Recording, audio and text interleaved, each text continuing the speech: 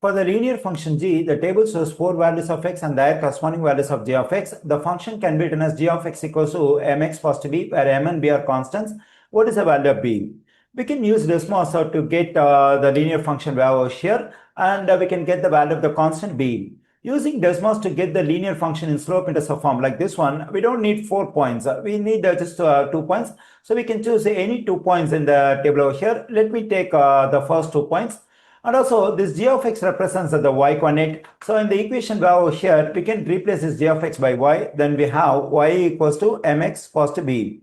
When I take this equation as input in Desmos, we have to use y1 at the place of y. For equal sign, we have to use tilde. Then m times for x, we have to take x1 positive b. Okay, now let me go to the Desmos. Just click on this positive sign, go to the table and take the first 2 points from the table. That is 1, 32. The second one is 2, 28.